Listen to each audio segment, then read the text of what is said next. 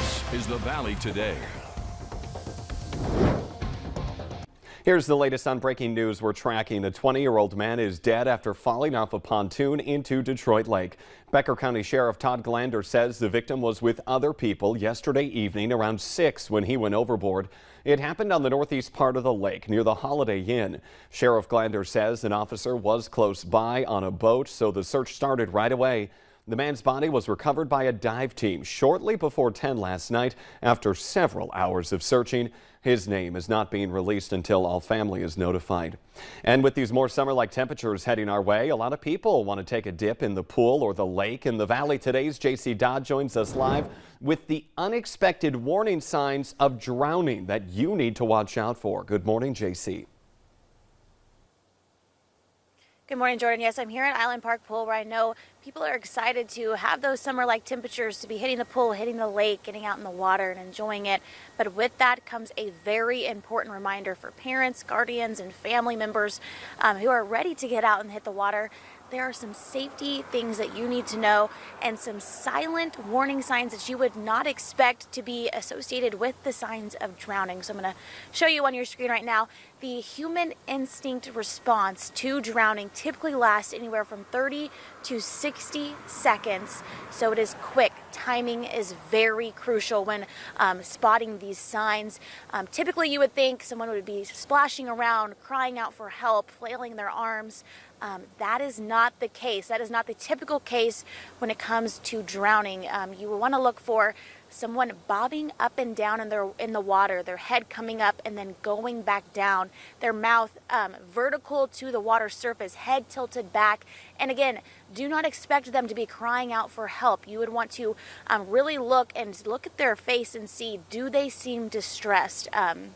And immediately jump into action and try to get them out of the water, get them to safety as quickly as possible. Now, while all area pools tell me they are fully staffed for lifeguards this summer, it's important that parents, guardians, anyone, as you head out to the pool, you know these signs and you're aware and you are prepared to save someone if needed. Yeah, and if you're at a lake, a lot of them do not have lifeguards, so you do need to watch out for yourself there and your family. JC Dodd reporting live in downtown Fargo this morning. Thank you. 6:03 now on this Thursday morning. It is very nice with summer-like temperatures out there right now. Lisa Green has a check. Good morning, Lisa. Good morning. Beautiful sunshine here this morning, too. It's just a pretty start. You'll just need those sunglasses for your morning drive. And conditions, they feel pretty good out there. We're into the upper 40s to some low 50s, 47 in Fargo. It's 48 in Grand Forks. Devil's Lake is at 49. Fergus Falls, 52. And most areas reporting some sunshine here to start off the day. Now, that will be changing through the day. Similar to yesterday, we started off with blue sky in most areas, and then the clouds started to move in. Well, we'll see more of that going on into the afternoon and evening. You can see farther west over along the Montana and North Dakota line. We've got some showers, maybe a couple of thunder showers in northeastern Montana, and that's all moving toward the valley. So eventually this afternoon and evening, we'll see more clouds and the potential for an isolated shower. Should be fairly light, but again, I can't rule out one or two of them getting a little bit stronger as far as rainfall rates and the potential for a little thunderstorm or two. So here's a look at our planner today. Beautiful morning. By the time we get into the afternoon, we're seeing more clouds developing. Temperatures back into some upper 70s, right around average for this time of year. And the wind will be very light too. Not only have we gotten a break from the heavy rains, but we really have gotten a break from the wind for several days in a row, which has been nice. And again, it's not on our 7-day or on our extended forecast for today, but we do have that chance for some rain still showing up here, not just for today, but beyond. And a look at our temperature trend. We're warming things up here. We have been climbing toward average highs, which is 77 degrees for today. But notice what happens from here and on out. We're going to be at or above normal in our temperature trend for the next 10 days or so. So we've got some heat building in. Details on just how warm we'll get coming up here in just a couple of minutes. I feel like I haven't seen that yellow line above the average mark in quite some time. Yeah, we've had a very cold start to the year and a cool spring as well. So this is a big change for a lot of folks. All right, Lisa, thank you this morning. Now 6:05, a North Dakota man is behind bars accused of online threats against Minot's Trinity Hospital. 36-year-old David Warenga was arrested Tuesday at his workplace. During a search of his home, police say they found several guns and what they called suspected explosive devices. The Minot Bomb Squad and explosives teams from the Minot Air Force Base was called in to help. The investigation started last week when organizers of a Facebook group in Minot reported that a man had tried to post a comment on their page about the hospital that sounded threatening. Trinity Hospital was in full lockdown last Tuesday after reports of those threats. It was an emotional day of testimony on the horrors of gun violence as survivors and families of victims of recent mass shootings testified before a House committee. Among the speakers was 11-year-old Mia Carrillo, who survived the mass shooting at Robb Elementary School. The fourth grader appeared by video and called on Congress to act to stop the gun violence. The House passed some new gun restrictions, including raising the age to buy an assault-style rifle, but the legislation is unlikely to pass in the Senate, which is debating a separate compromise bill. A 26-year-old man is now in jail accused of trying to kill U.S. Supreme Court Justice Brett Kavanaugh. Nicholas Roski has been charged with attempted murder. Police say he was carrying a gun, knife, and zip ties near Kavanaugh's Maryland home when he was arrested.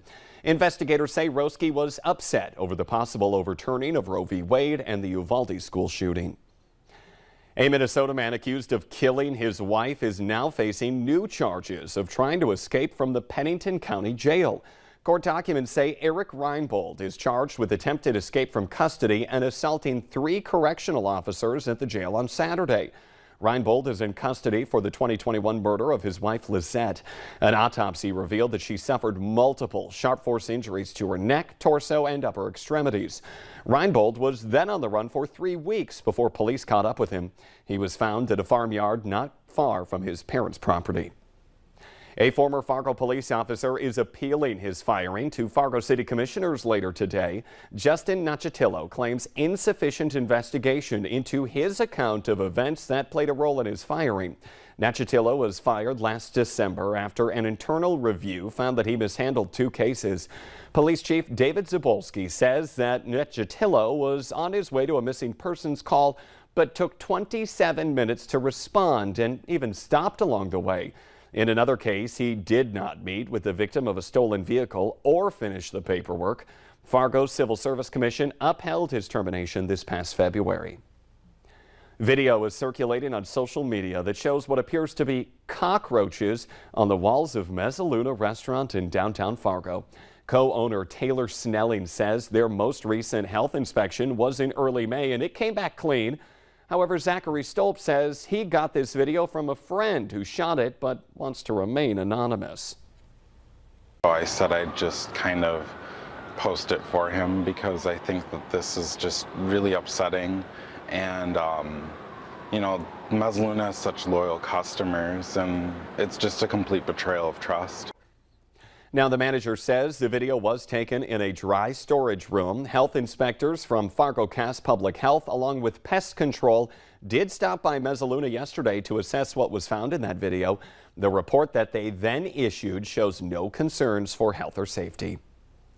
Breaking the bank while taking a break. We have some ideas to help keep your vacation budget from getting too out of control. Plus, national parks are getting cleaned up and you'll soon need an option to those ever-present plastic water bottles.